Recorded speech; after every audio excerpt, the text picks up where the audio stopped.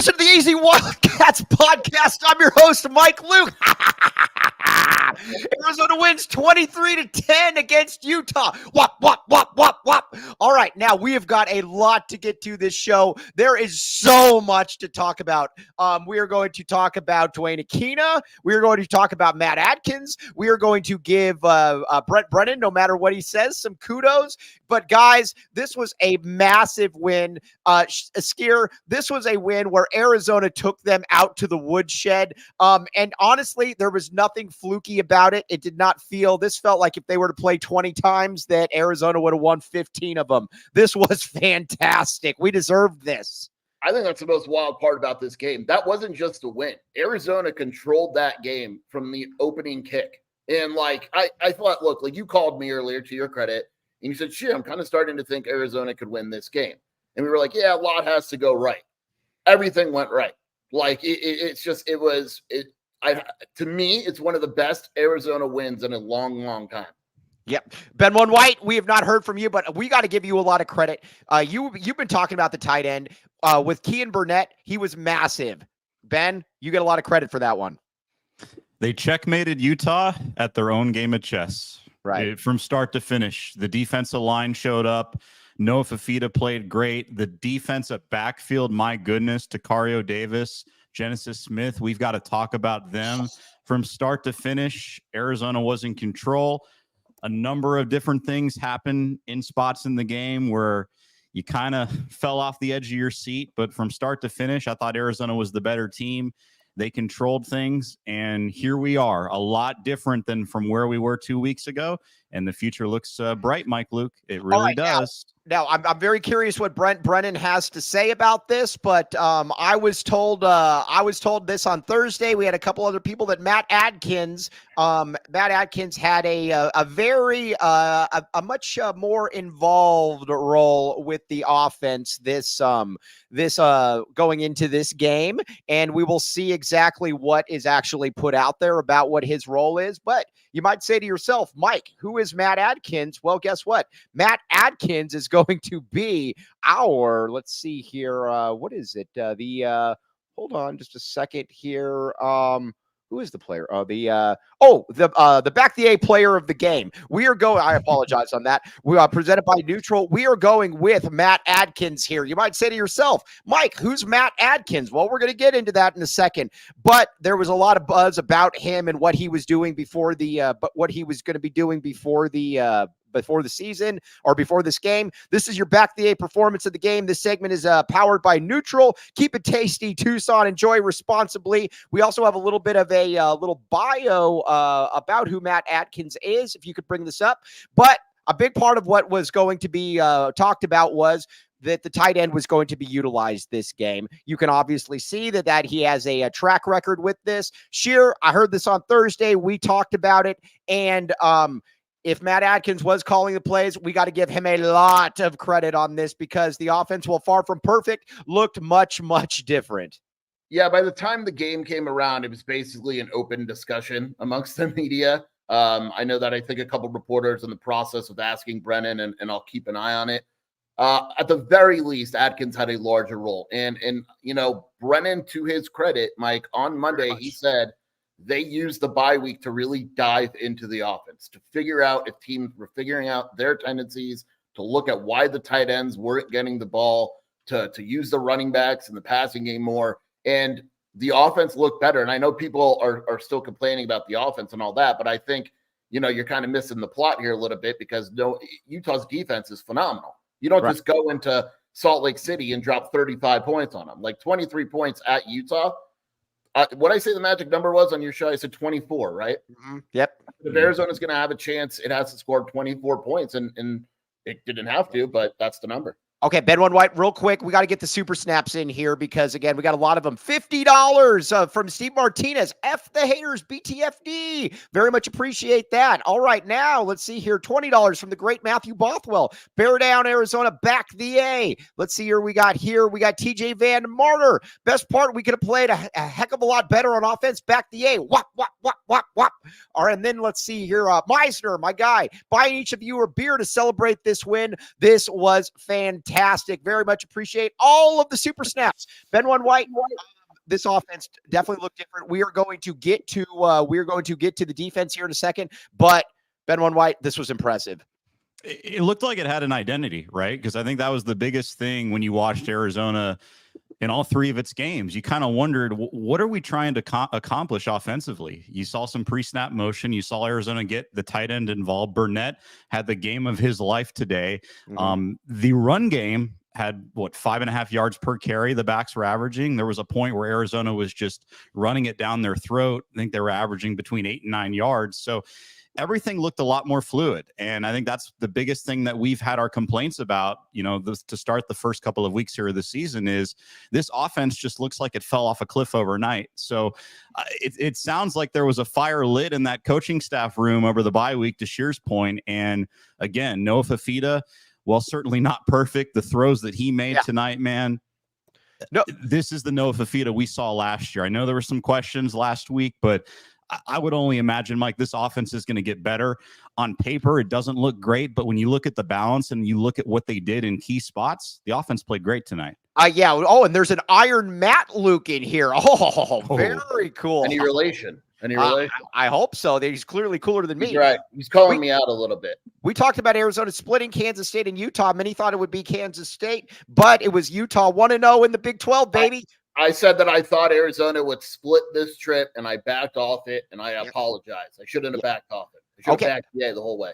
Yep, Doug Maxwell coming in with $1, no remark, but yes, by the way, Ted Wardo is going crazy at my feet right now. Okay, now let's talk then a little bit more about Noah Fifita, because Ben One White, you hit the nail on the head.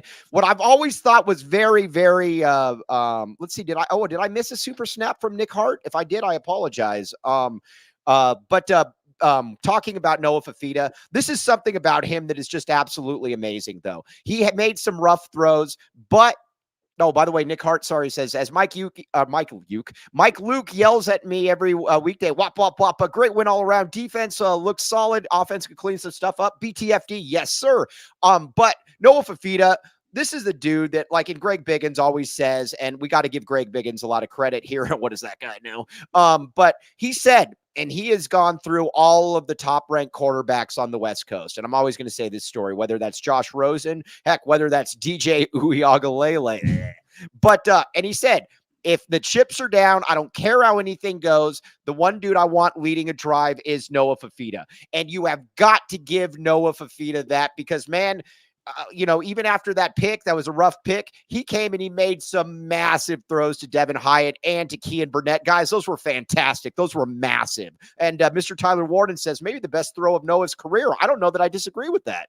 Yeah, it's up there, right? And people have to realize, too, like, Utah coming into this game, Mike, is averaging 3 sacks a game. They have a guy that was leading the country in sacks in Van Fillinger, right? Right. Van Fillinger had 4 tackles. They didn't have a sack, Mike. Right. I was looking at like, Utah defense didn't have a sack. And Noah was pressured because every quarterback would be pressured, but he never loses his composure. That's the thing. He makes bad throws. He's human, but you never see him flustered. Still to this day. And today, he just kept his calm. We're all crapping on him when he throws the pick. He gets right back in there and does what he does, and Arizona wins the game. Ben One White.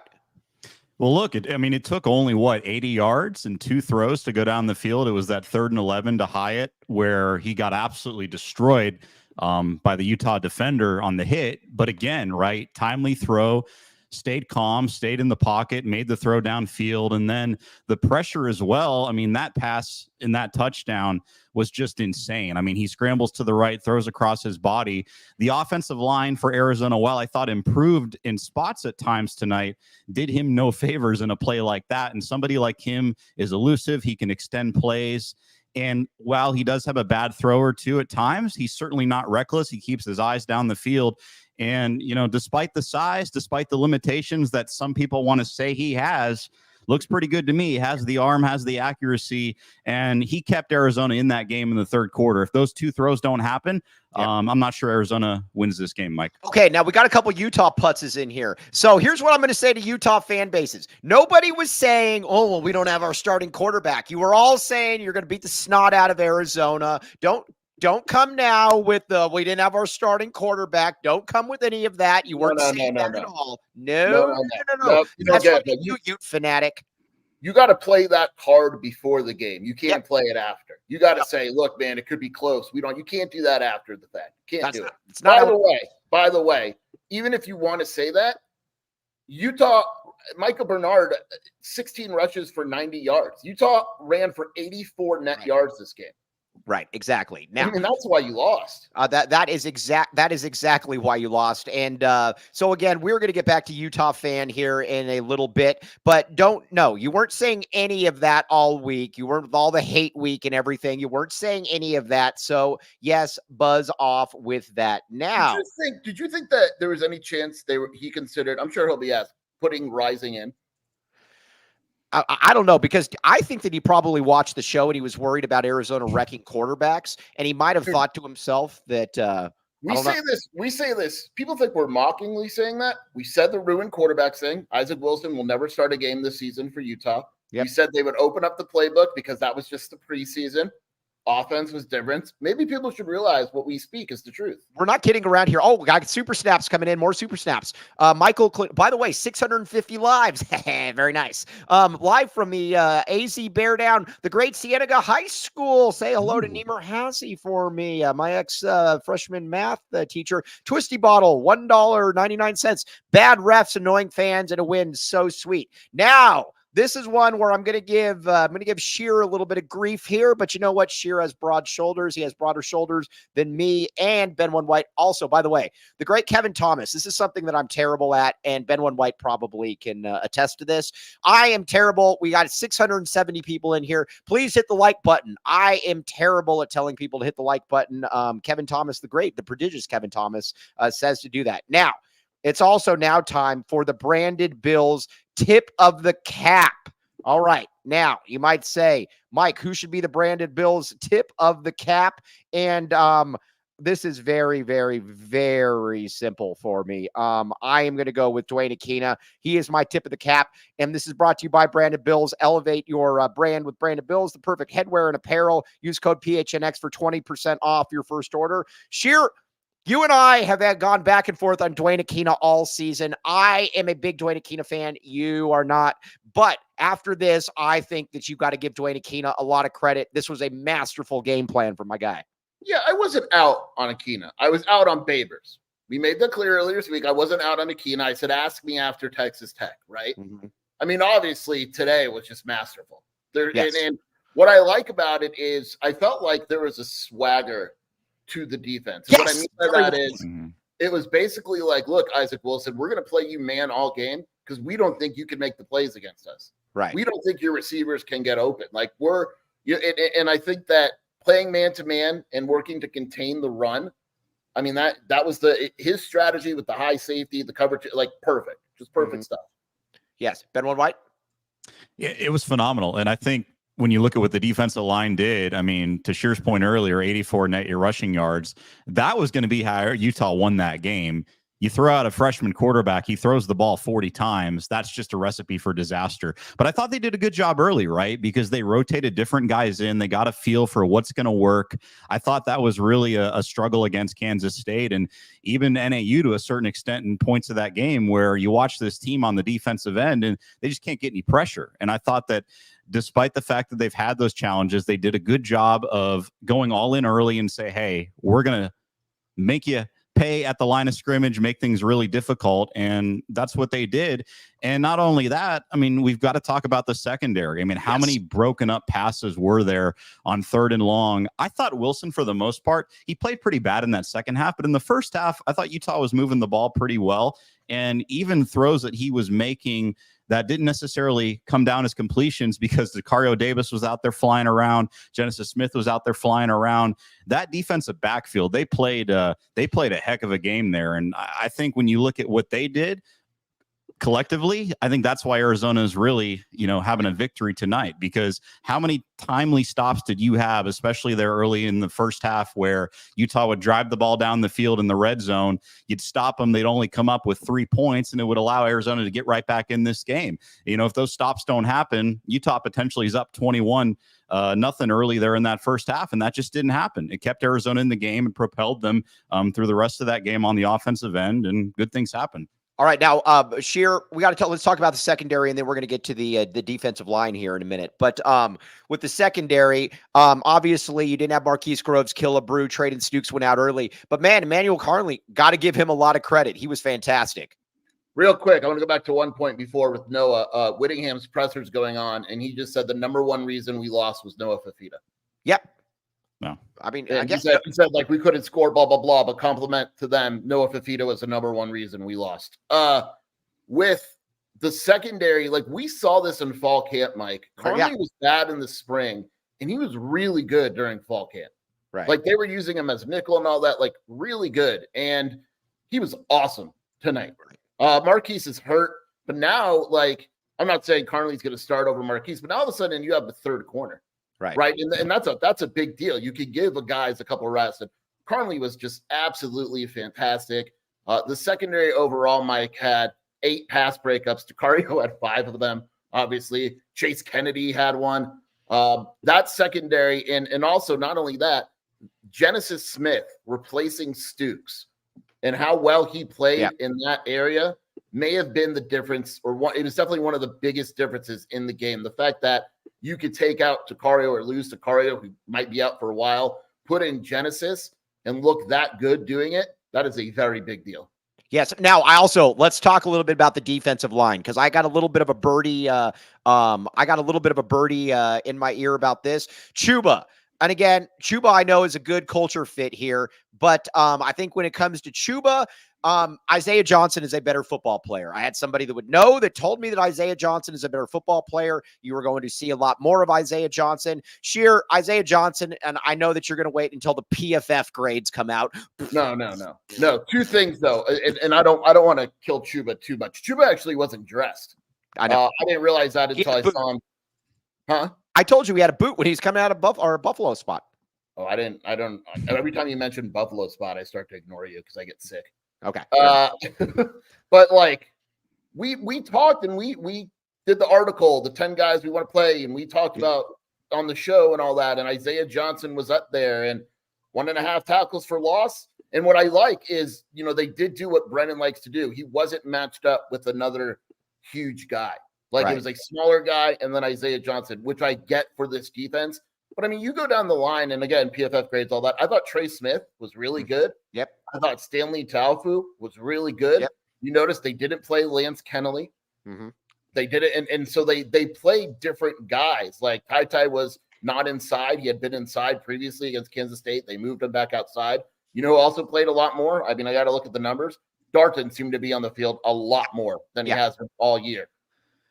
So you got to give them a lot of credit on that, because the defensive line, it also just looked more stout. And Ben White, when you look at them, and you've talked about, being able to like kind of fill in the trenches and stuff, when we've been on before about how they have to look a little bit bigger out there, but you just kind of noticed them. And, when we were at Bourbon Bent, by the way, you all have to, guys need to come. A couple of people mentioned, they're like, who is that guy? He is massive. And he was just making plays. I mean, and again, this isn't meant to this isn't meant to put down Chuba, but Isaiah Johnson is just a better football player. That's all. Yeah, I mean, I think you probably, when you look at what they did tonight, you probably rotated, 7 or 8 guys. To Scheer's point, Johnson had 2 tackles. I mean, you look up and down the board on the defensive side, just from a statistical standpoint, and there's just so many different guys making plays. And I think that's what you have to do, right? Against a team like Utah, if you're not going to be at least respectable at the line of scrimmage, you're not going to have a chance. And they recognize that early. And I think it's refreshing knowing that you have a number of different guys who bring different skill sets to the table that you can rotate. You don't have to be married to a Chuba. You don't have to be married to whatever player you want, right? So there's a number of different guys you can rotate there. And if you can shut down a run game, you're going to be in any game moving forward. You saw what you did tonight against Utah. 85 yards. I keep going back to that. That's unbelievable. If you would have asked Whittingham before the game that they would rush for under 100 yards, he would have been, I'm sure, shocked. Yes, exactly. And Whittingham said Cam Rising was very, very close to playing. Okay, well, you know what? Goes back to what we said, Mike. They Yeah. knew what Arizona would do to them, so they set him out one week. They sat him out, and I think that was probably the best. You know what else too, Scheer? And again, by the way, I don't know that we'll be seeing Totri. But the other thing too, and we talked about this before, and again, it feels like a little bit of vindication. We were wrong on other stuff, but when we watched this team in camp, this was not a bad football team, and there was much better players. And again, hey, Andy Bryant, I'm going to give Brent Brennan a lot of credit for figuring out offensively what he needed to do. I'm curious to see what he admits to and all of that, but I give him a lot of credit for moving that. So there is that.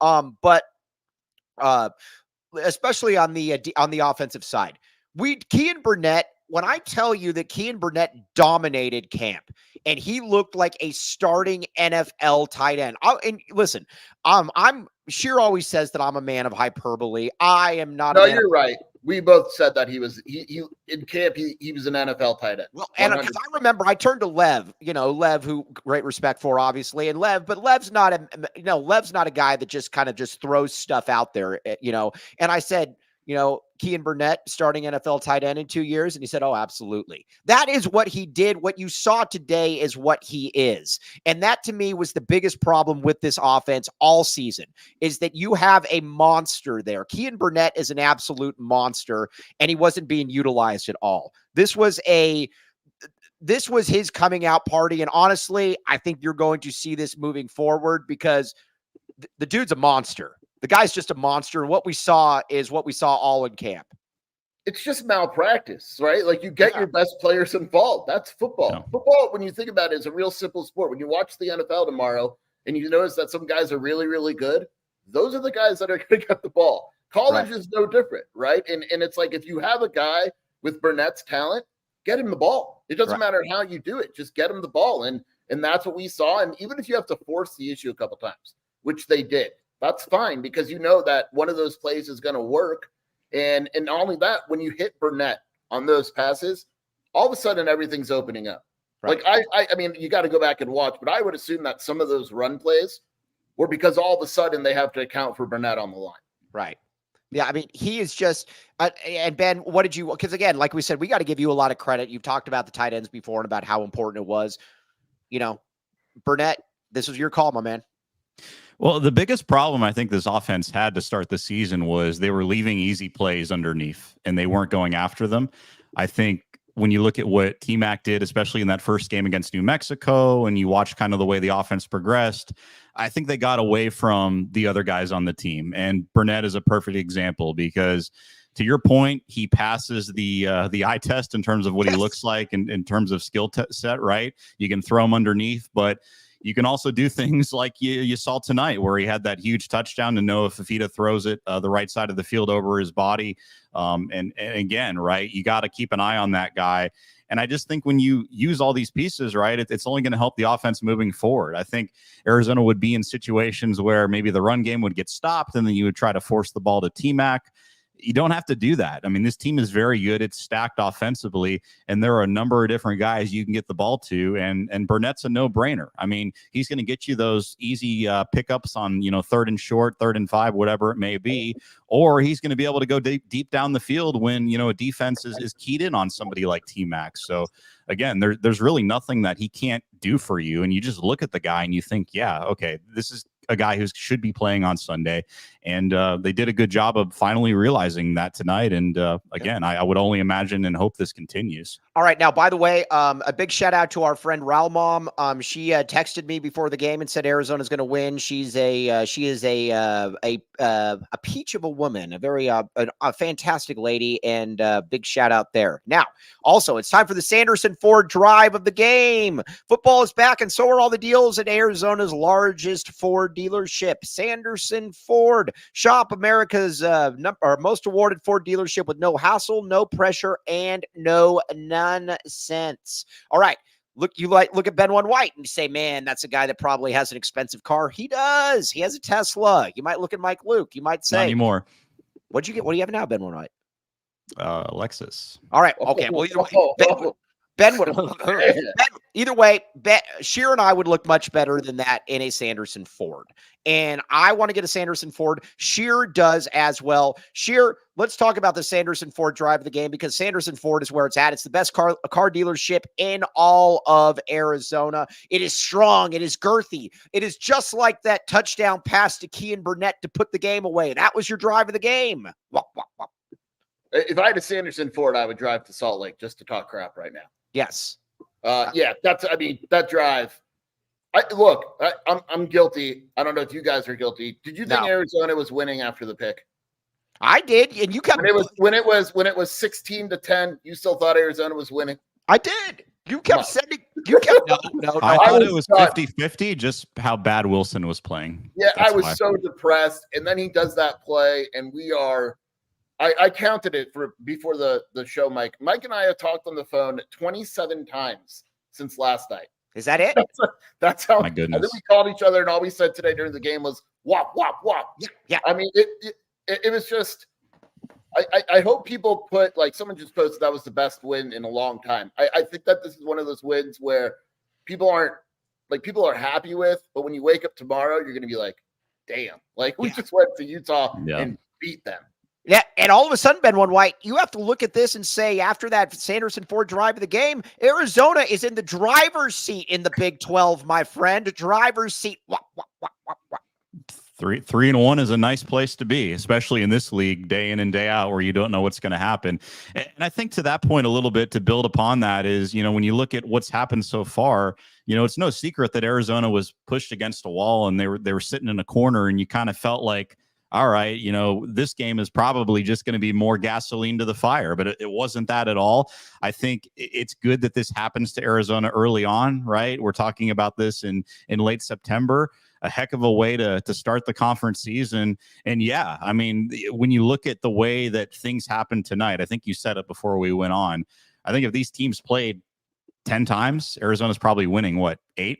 Right. No, and I thought that was just incredible. It wasn't anything fluky. It wasn't like Utah moved the ball well all night long and Arizona maybe forced a turnover or two here and there, which I thought initially, if they had any chance to win this game, it was going to have to be something fluky. You were going to have to force a weird turnover, or something was going to have to luck your way. But that wasn't the case. I mean, this defense shut them down in timely positions. Arizona brought the pass rush. Wilson was absolutely terrible in the second half, wasn't able to do anything. Fifita was clutch on that Sanderson Ford drive of the game, as you just pointed out right there, and everything went right. I mean, there were so many questions going into this season. It just looked like a completely different team, to be honest with you. Okay, now there's something here that I think that we got to disagree. I got to disagree with here a little bit here. And again, nobody. Let's see here. Where's the comment about the offense?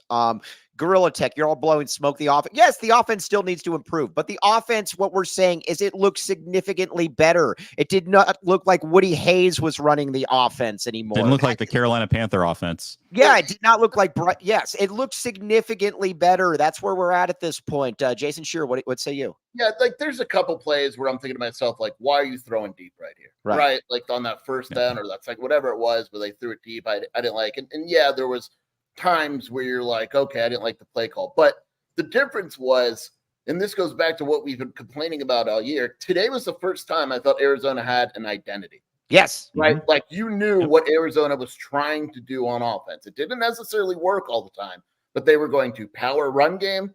They were going to spread the ball out and get the tight end involved. This was the first time where you watched the offense say, okay, I know what you're trying to do. Right. And, oh, by the way, Ben White is getting a lot of compliments on his looks. One person already said earlier that Ben White looks very good. And then somebody said, I saw that eyebrow comment for sure. And do you do your eyebrows? Mike, we got breaking news, Mike. Brent Brennan said that when the team landed in Salt Lake, they were eating cheeseburgers at 2 a.m.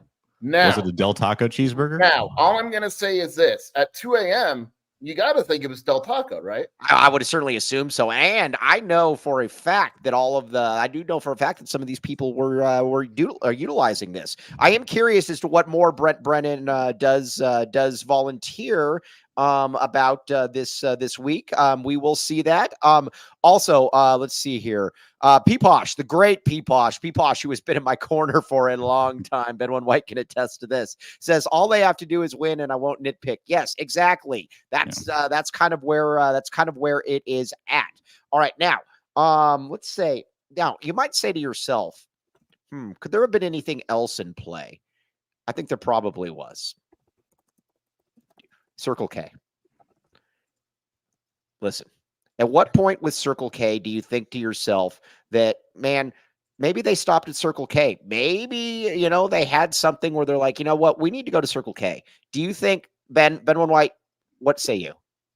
Absolutely. I mean, I stopped by earlier and got a Red Bull for the game at Circle K. So why wouldn't else the team do the same thing? Scheer, you're always breaking news. Can you break anything about Circle K? Yeah, Shelby is currently at another house that just finished up. She's actually stopping at Circle K on the way home to get me a soda. Everybody is doing that. Everybody is doing that because they want to be part of the inner circle. Right, like I said, all kinds of good stuff.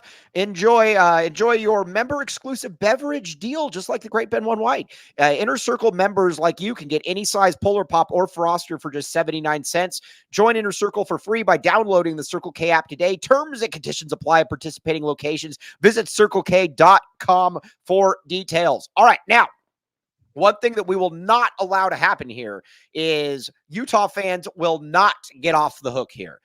This is a odd fan base that I don't know that I've ever come across. By the way, the live for this show was during realignment. We had like 6 shows between like 880 and 970. We've never broken 1,000, so we haven't gotten over that yet. But this is for a post. Do something here. Let me retweet one more time. Let me see what we go to. What are we at now? We got up to 780. We're now at 757. So let's just see what we can do. Also, hit the like while Scheer is doing this. But Utah fans, you are not getting off the hook. The whole Utah fanatic stuff where you're like hate week and then you just go personal on people. You don't get to run away now. You got to sit here and you got to take your medicine. And nothing either too about how you had the backup quarterback. That is not an excuse because you weren't saying that at all week. Guys, what say you? I wasn't saying it at all either. I thought Arizona was going to get their ass kicked. Scheer, the floor is yours on this one, man. Yeah. You can't use an excuse. Like Mike and our excuses are built in for every game the rest of the year. Yes. Just in case Arizona loses, we have an excuse for every game. Cheating. Yeah, there's cheating. It's hard, where we didn't want to show too much. Right? Like we're good. But you can't, and I'll credit Witt, like I'm reading quotes from their press conference. They're giving Arizona a lot of credit, but they're definitely pissed off at their, they were, when you look at the numbers here, Mike, they were 2 of 4 in the red zone. Yes. I mean, sorry, man. I don't know what else to tell you. But if I were also to tell you that Arizona's defensive line was going to stop them in the manner in which they did, that's the part to me that I think is still kind of baffling, guys, in a good way, is that Arizona, they were not able to bully Arizona around at the line of scrimmage. And I think that is something that we also looked at and we were like, all right, well, that was a massive concern, especially when you've got one of the best running backs in the country in Micah Bernard. That was my concern. And they couldn't push Arizona around. They just couldn't, Ben One White. They couldn't. And I thought, obviously, Stukes got hurt, which was unfortunate, but I thought that stop was huge too, especially early in the game, because it set the tone to say, okay, we're serious and we're not going to be pushed around. And Arizona was able to build on that momentum.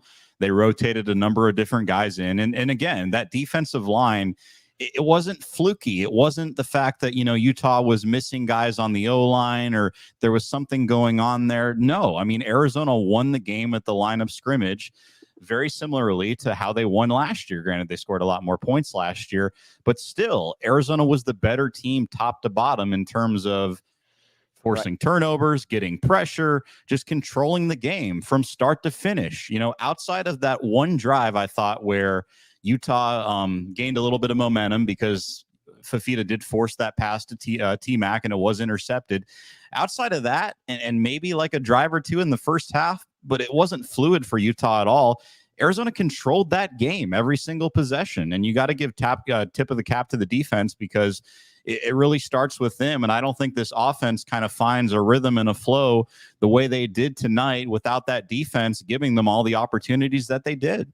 Yeah, I mean that's really kind of the way it is. Scheer, they didn't push Arizona around. If anything, Arizona pushed them back. Yeah, that's the wild part. That is Yeah. by far the biggest, the wildest part is Utah success, which they've had forever under Whittingham. Keep in mind, they had going into this game, they had won 33 of 35 home games. Right. They line up, they beat the crap out of you, they run the ball, their lines are better, and Arizona was pushing Utah around. Arizona ran for 161 yards. Like Rossano had 7 carries for 73 yards, and Conley had 72 yards. Speedy got in there. Caden Luke had 4 yards on a carry. Sam 2.0.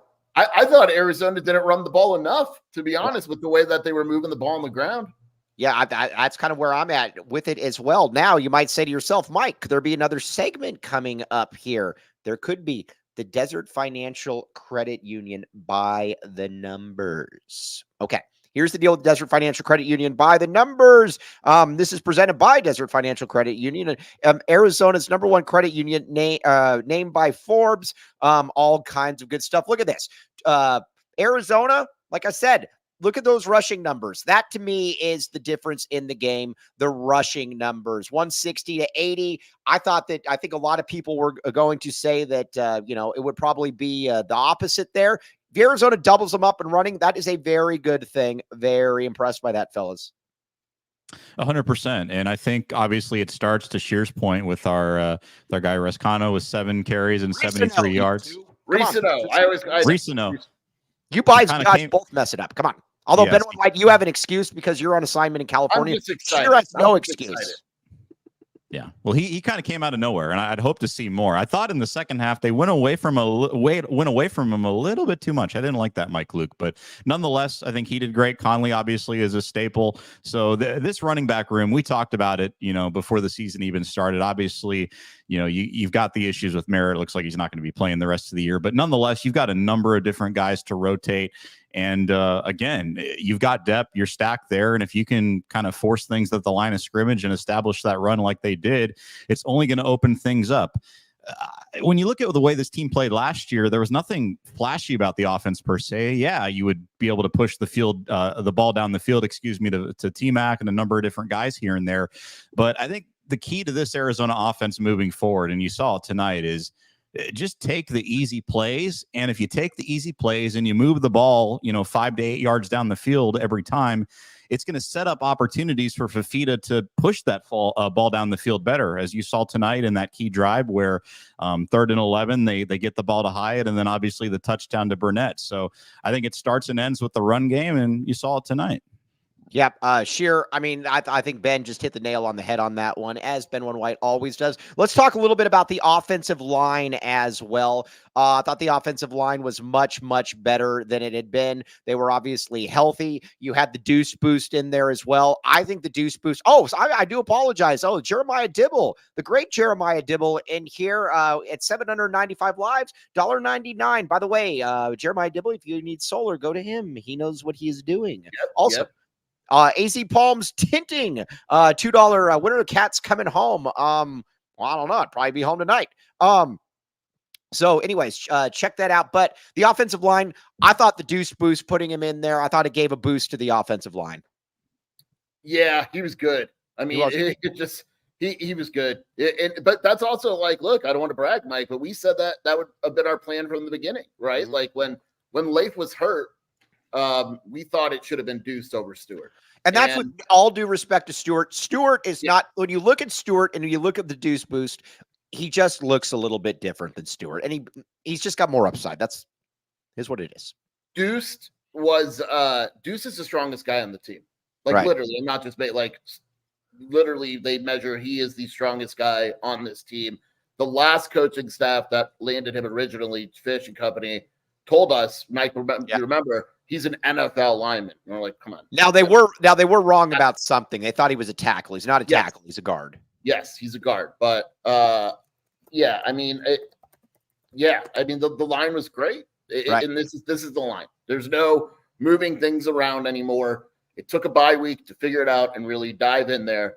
This is your starting offensive line. No doubt about it. And like I said, I'm going to give. I'm like I said, I'm very curious to see what Brent Brennan opens up to and what he doesn't. I am very curious about that.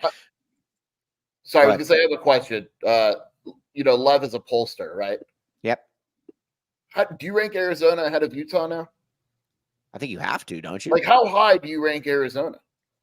Kansas State just whooped the crap out of Oklahoma State. All of a sudden, that loss isn't that bad. The Big 12 is wild, man. I would put Arizona at about 20. Yeah, I think Arizona's fair, right? Yeah, I think 20 is fair. What do you say? What say you, Ben One White? We see you. 20 to 25, with 20 being closer to where they would be. But you know what it is, though? I think that Arizona, you put them at 20. I think they also have the possibility, though, of being able to move up. If they beat Texas Tech and they do it in a convincing fashion, then I think you start putting them at thinking about 15 or so. And that Kansas State loss looks better now, right? And you would only hope that continues. What's that? And I know you don't want to admit this, and I kind of don't either. Let's say Arizona beats Texas Tech. Mm-hmm. All of a sudden, like, you're talking the next two games, BYU and Colorado. Right. Like, that's for the conference almost. Yeah, no, isn't it? It's insane. And Arizona has 5. I don't want to get too ahead of ourselves, but that's what we do. 5 of Arizona's next games are at home. Like, they're in a legit position to make the conference title game now. They really are. Ben One White, this is another question that we need to ask. I have been telling Ben One White he needs to come down here for a game. He is in the slums of Calabasas. Ben One White, you need to come down here for a game. We are on air with 800 people watching you. Will you commit to coming to a game this season on air? And we were going to timestamp this. Well, I have to now after this win. There's no choice. Now? Yeah, that's where he lives. Not in Calabasas. No. I used to live in Calabasas. No, you didn't. No, you didn't. You lived in Tarzana. I lived in Tarzana, then Calabasas, then Agora Hills. I slummed it up then. All right. Yes.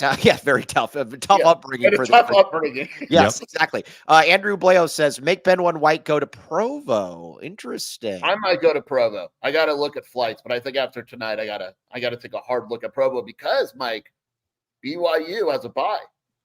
Mm-hmm. Interesting. Arizona's going to be facing an undefeated BYU team. Interesting. All right. Now let's get back to I want to talk about Duana Akina a little bit more. Scheer, here is your opportunity.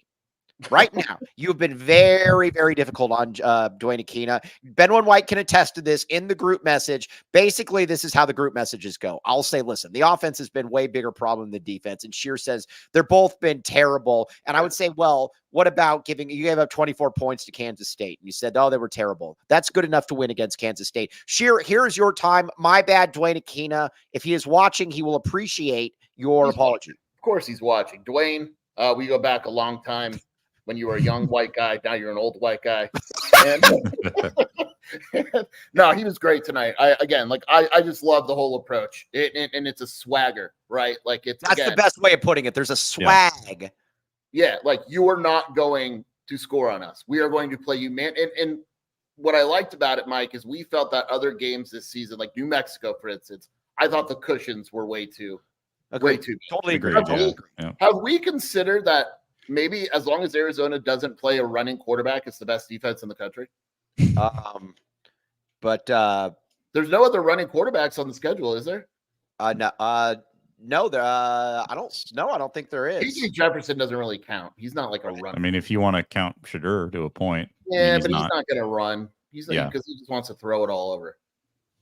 Yes, exactly. So we'll see. We'll see about that one. I am curious about that. What do you either way, Ben One White, you have always been in on Duana Akina as opposed to Jason Scheer. Take your victory lap. Well, I think it's fair to say, right? I think it was more personnel the last couple of weeks, and they rotated a number of different guys. And you said you have the O-line. You probably have a better idea as to what your defensive line is as well. So, again, it couldn't happen at a better time, right? I think the Kansas State game was a blessing in disguise. They obviously did very good today, so that loss looks a lot better. You had the bye week. The timing was right, and this looks a lot more like the football team we saw last year, which is what we expected all along. Mm-hmm. Yes. Now, exactly. Now, looking ahead a little bit, but first, NUTRL. So, I guess what I had today while I was guess what I had today while I was with the lovely Erica L. Day and many other people, a NUTRL. And I felt really, really good about it. And that's the great thing with NUTRL.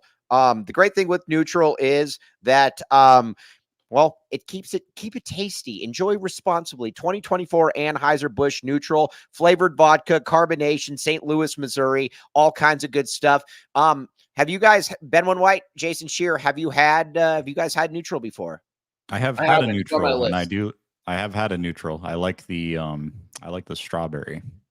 Yes. Do you like NUTRL? I'm gonna go pick up NUTRL tomorrow. You have my word. All right, now check it out. Now, our good buddy Kevin Thomas, the prodigious Kevin Thomas from St. Louis, he also has had a NUTRL as well. Keep it tasty. That is the thing. You want to keep it tasty, keep it toasty. Again, check it out. You will thank me later on this one, as we always do. NUTRL, all kinds of really, really good stuff. Now, we got a GIF is it a GIF or a GIF? GIF. All right, I've been saying GIF. All right, either way, it doesn't matter. This is what I was doing for basically the entire game, and it was non-stop. Mr. Kevin Thomas said, what? Guys, this is the movement. When Arizona does well, when Arizona has a good defensive stop, when Arizona has a big play, this is what we put out there. It works. And it is tried, and it is true, and it gives a lot of stuff. Ben One White. So how do we talk to the powers that be that put up graphics on the scoreboard at the home games to get that up every time there's a big stop on defense? How do we make that happen? Can we do that? I'll talk to someone. Look at this. This is what Duana Akina was thinking about with Scheer all game. This is what he was doing. He's like, what? I'm seeing some comments here on the side. I just want to clarify. The old white guy thing is a joke, guys. I know he's not. You did say that, though. I know, but everyone's like, why? People are going to call me like racist. We're good. Here's what happened, just so people know, because generally nobody watches the show. There's a few people watching today. So here's what happened. And this is all fair, because Scheer did not know anything about the Dick Tomei era, as he calls it. So when Duana Akina was brought in, I said, oh, this is a home run hire. And then all Scheer said, he looks at his resume and he says, it's an old white guy. And lo and behold, first of all, he's not white. Second of all, he is 66 going on 36. I mean, we can be on his energy is next level, Scheer. Yeah, when Mike is 66, my point was I like younger coordinators, and you made a point too that on the offensive side of the ball, you like younger coordinators too. I do too. Ben, do you like younger coordinators on the offensive side of the ball? Hey man, age is just a number. And I will say this: when Mike Luke is 66, he will be just like Duana Akina. It will not be close. It's probably for a different show, but Mike actually made a really good point earlier, Ben. Every now and then, an older defensive coordinator is probably more effective than an older offensive coordinator. Right. Because I'd agree with that. It's a different game and all that, which I agree with, Mike. Yeah, I would agree with that, because here's the thing, and this one I thought this was a fascinating point. And again, I can't take credit for this point, although I'm not going to give credit to the other person because I still want to claim some credit. Here's the deal when it comes to if you're dealing with a younger person on offense, they generally have to have a little bit of ingenuity to them. They got to be able to think ahead of the curve, kind of get ahead of the But on defense, so much of it is knowing, reading, reacting to it. It makes a lot more sense to be able to get in, to have a elderly defensive coordinator. How about this? A more experienced defensive coordinator. A seasoned defensive coordinator. Yes, a mature defensive coordinator. Whereas with an offense, you want to have somebody a little bit younger. Guys, would you agree with me on this? I would concur, Mike Luke. Sure. Yes. All right. Yes. Yes. All right. Now, who? Okay. You want to take a moment of silence real quick? I just tweeted about it. What?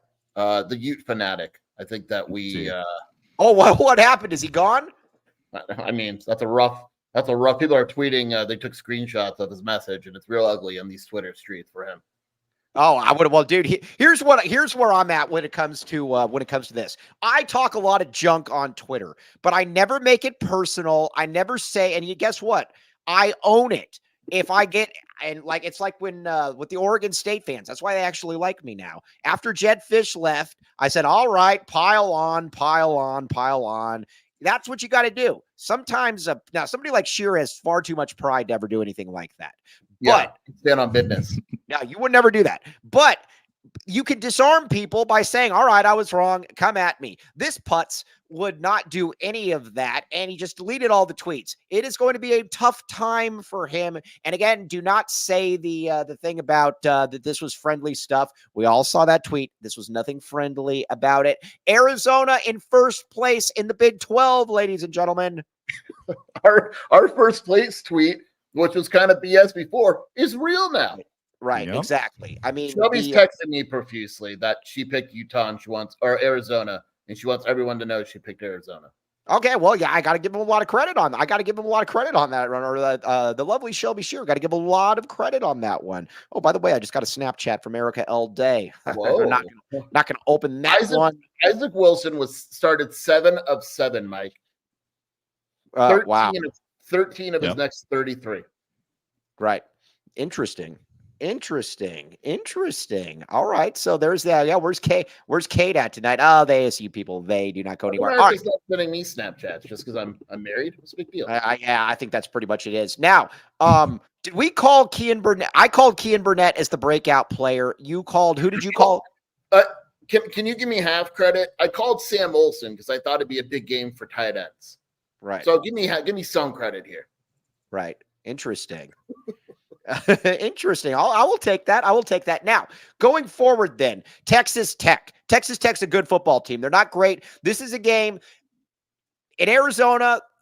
Historically, we've had a hard time building on success. It's a big win, and then it's a big loss. Arizona's got to keep it up. You've got to keep back in the A. The A has to continue to be back. We can't let up on the what movement.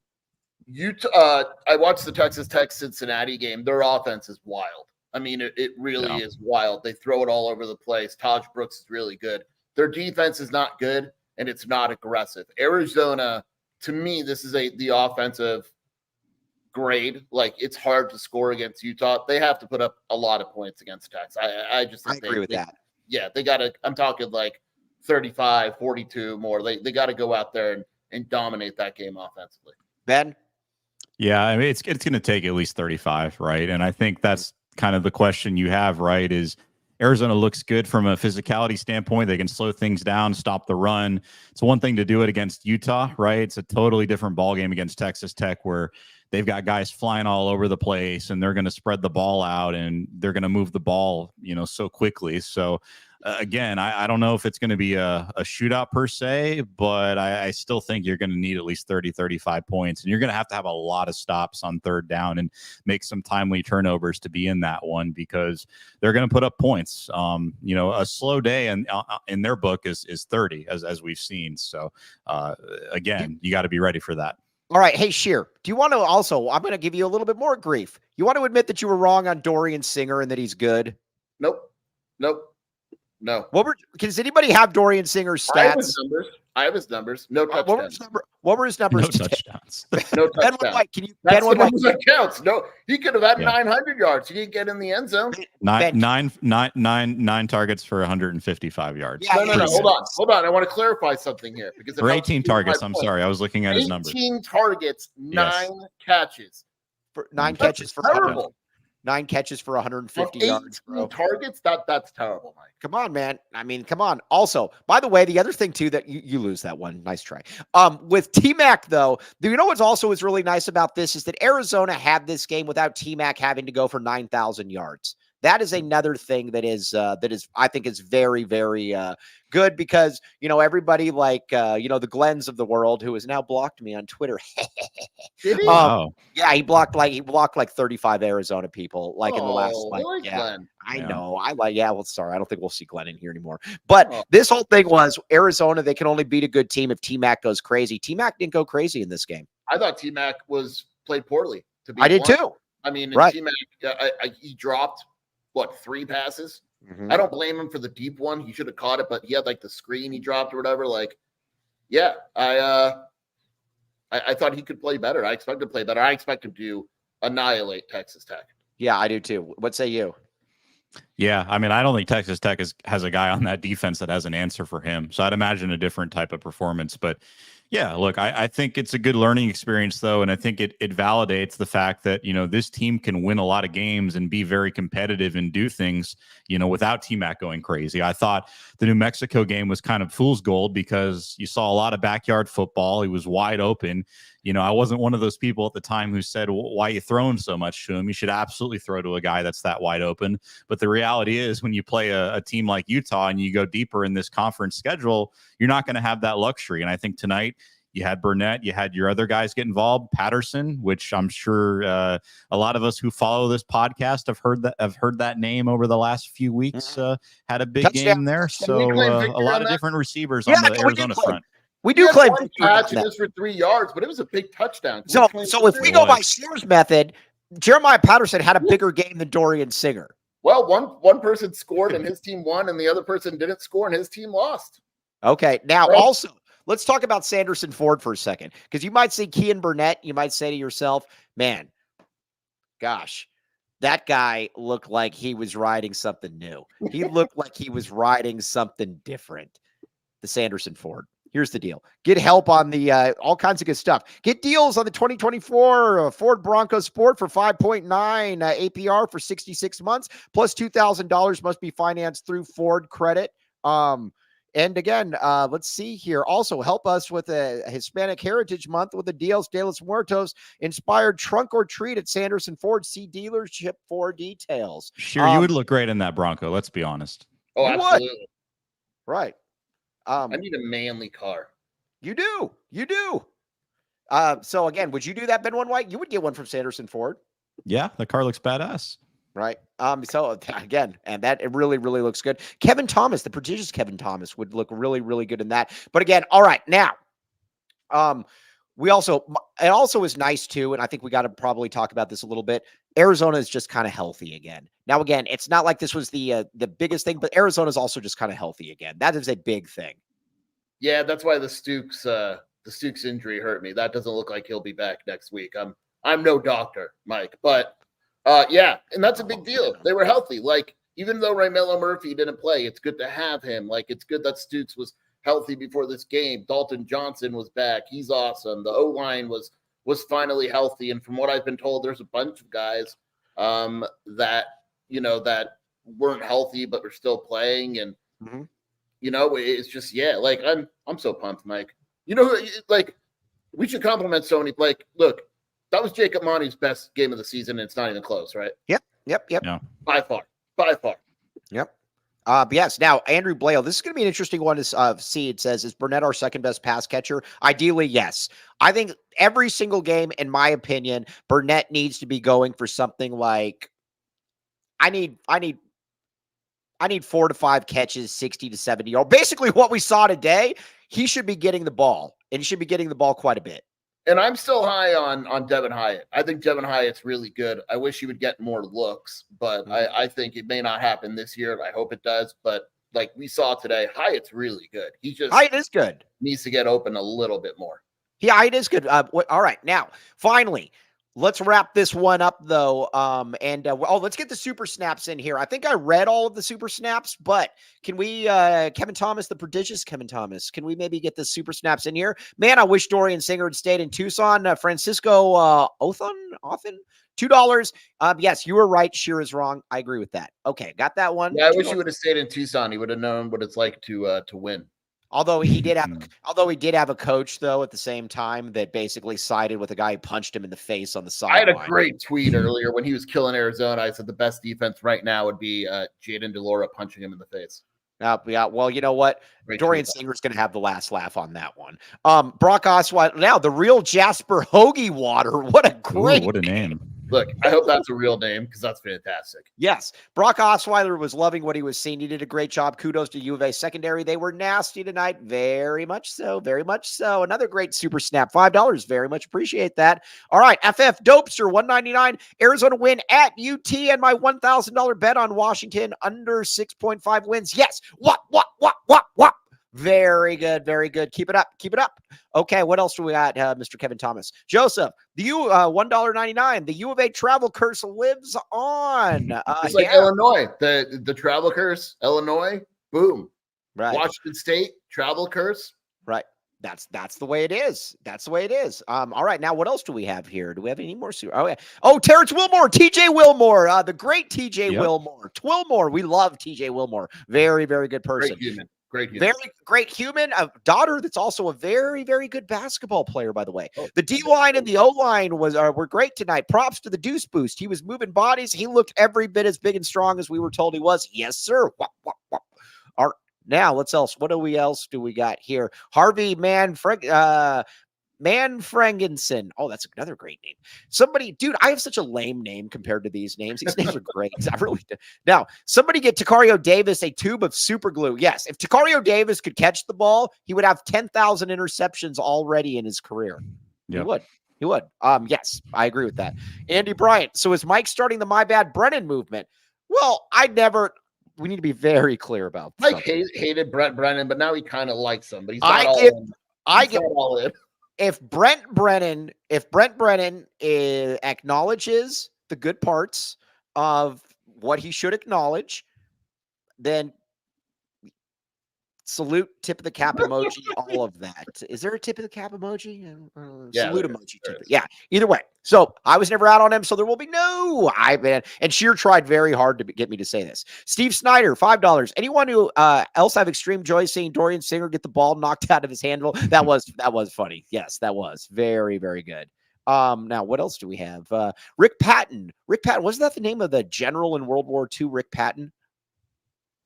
Sure. General Patton. What was his first name? I don't know. Let's go with Rick. General Rick Patton, $5. George. It was George. George Patton. Yeah. The only thing I need to know is whether or not Dino is calling the plays tonight. I guess we'll find out. We'll find out. I don't know if Brennan was asked about that.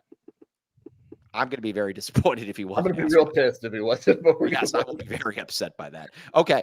Jeremiah Dibble. Oh, the great Jeremiah Dibble. Very much like Jeremiah Dibble, by the way. If you need solar, go to him. Need to watch Texas Tech with you. Yes.